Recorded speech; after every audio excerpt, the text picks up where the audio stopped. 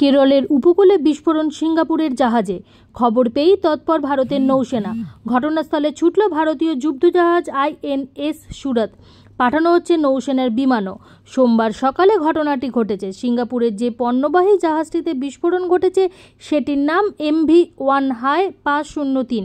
সংবাদ সংস্থা PTI জানিয়েছে 270 মিটার লম্বা জাহাজটি গত 7ই জুন শ্রীলঙ্কার কলম্বো থেকে মুম্বাইয়ের উদ্দেশ্যে রওনা দিয়েছিল। সেখানে পৌঁছানোর কথা ছিল 10ই জুন অর্থাৎ মঙ্গলবার। তার আগেই কেরল উপকূলে বিস্ফোরণের ঘটনাটি ঘটে। প্রতিরক্ষা মন্ত্রকের এক আধিকারিক জানিয়েছেন সোমবার সকাল 10:30 নাগাদ সিঙ্গাপুরের জাহাজটিতে বিস্ফোরণ ঘটার খবর পায় মুম্বাইয়ের মারিটাইম অপারেশন সেন্টার। তারা বিষয়টি কোচির দফতরে জানায়। তারপরেই তৎপর হয়ে পদক্ষেপ করে ভারতীয় নৌসেনা।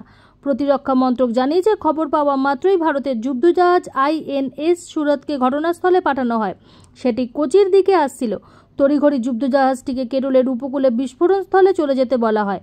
পাশাপাশি কোচির নৌসেনা ঘাঁটি থেকে নৌসেনার একটি বিমানও পাঠানো হয় ঘটনাস্থলে। গোটা পরিস্থিতির উপর নজর রাখতে এবং প্রয়োজনে উদ্ধার কাজে সাহায্য করতেই নৌসেনার বিমানটি পাঠানো হয়েছে বলে জানিয়েছে প্রতিরক্ষা মন্ত্রক।